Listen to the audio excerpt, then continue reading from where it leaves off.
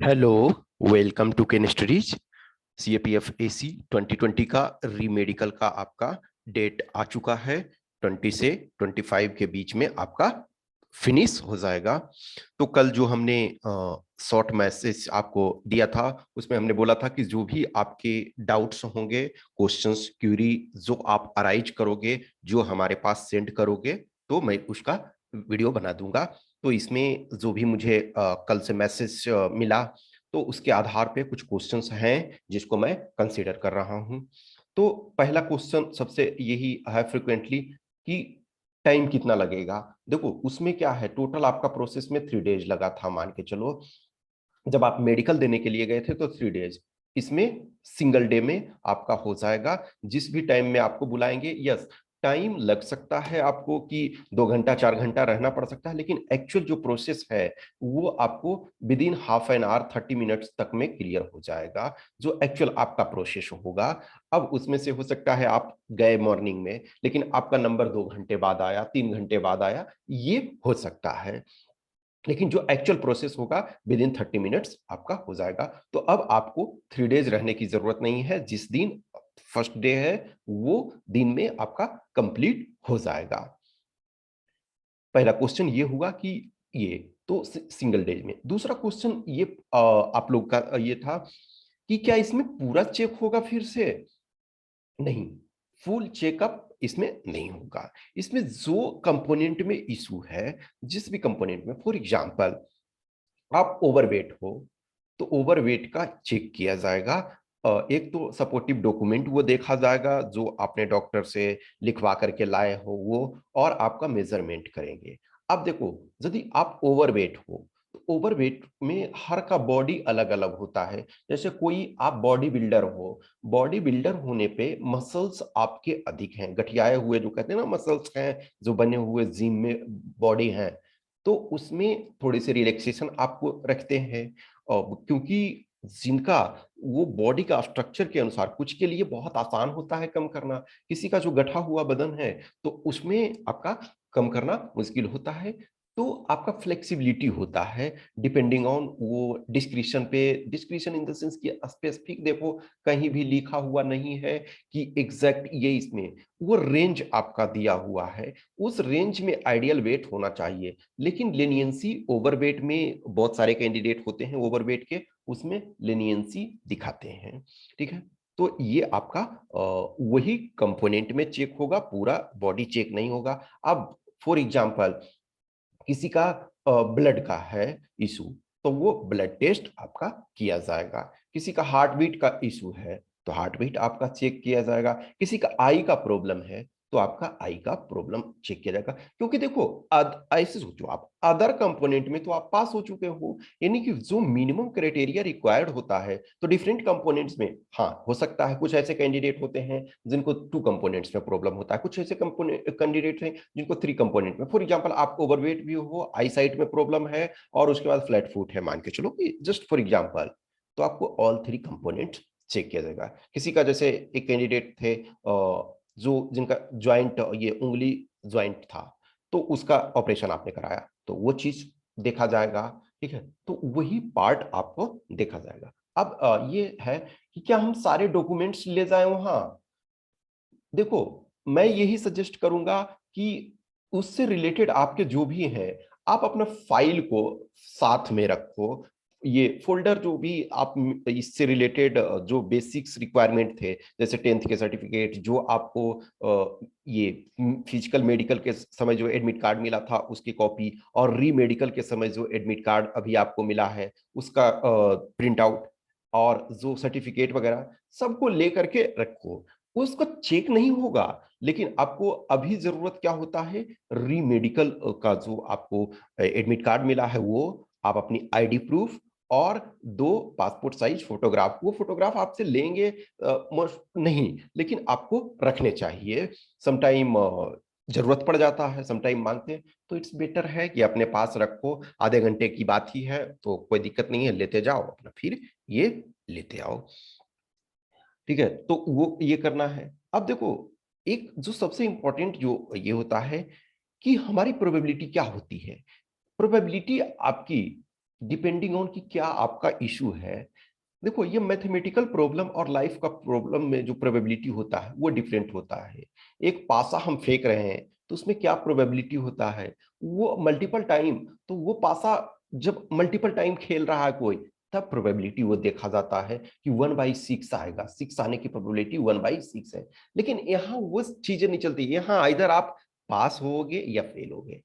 तो आपका प्रॉब्लम क्या है? देखो, कुछ कैंडिडेट हैं जिनको ऑलरेडी पता है कि हम अ, इस प्रॉब्लम में हैं, तो वो लक जो होता है और लिटिल बिट, देखो नो डाउट जो आपके चेक करते हैं उनके लीनियंसी पे भी कुछ प्रॉब्लम में मैटर करता है। जैसे फॉर एग्जांपल ओवरवेट हुआ, तो यदि वो जो बोर्ड है वो स्ट्रिक्ट है, डिसिप्लिन एकदम हो गए कि नहीं इससे एकदम एक भी हिलना नहीं है, तब आप रिजेक्ट हो सकते हो। लेकिन नॉर्मली वो फेयर होते हैं।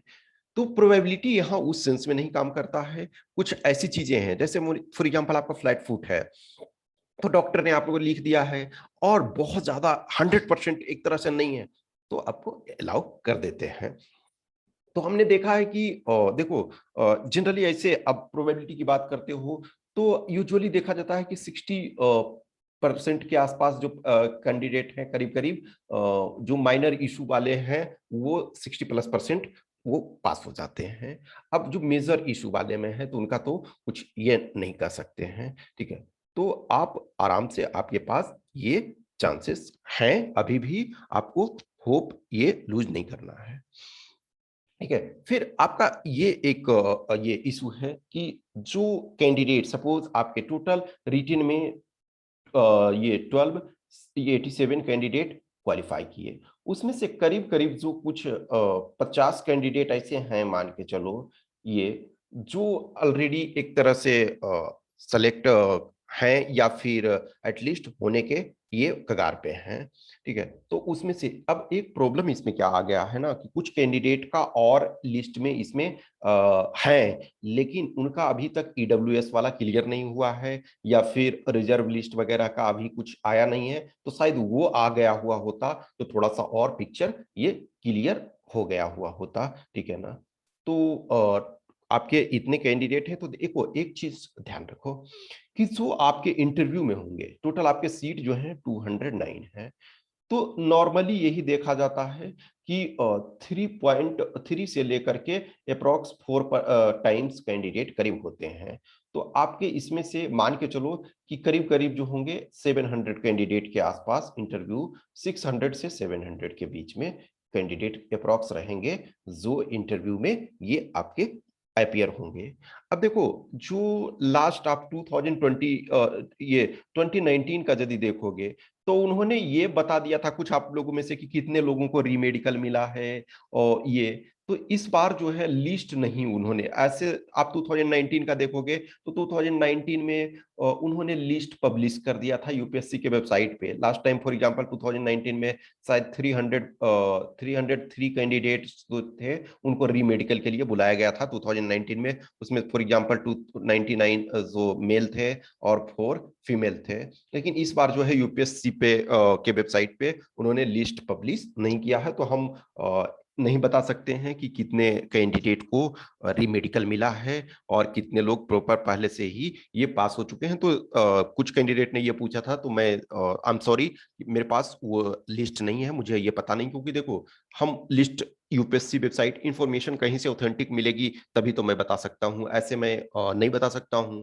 तो ये अभी हमारे पास नहीं है, लेकिन मैं जो पास्ट ट्रेंड देख रहा हूँ जो इंटरव्यू वगैरह में कॉल का, तो वो नॉर्मली 600 से 700 कैंडिडेट को बुलाया जाएगा, यानी ऑलमोस्ट जो जनरली होती है आपकी 1/3 सीट्स ये दिए जाते हैं।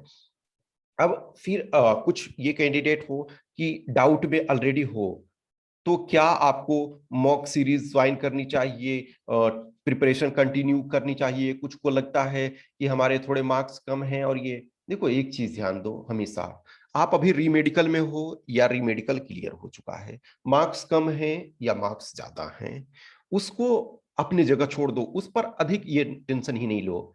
हम ऑलरेडी आपको बता चुके हैं कि 67 से लेकर के 113 मार्क्स इंटरव्यू में मिले हैं, तो मार्क्स अभी इंटरव्यू में भी बहुत ज्यादा वेरिएशन होता है।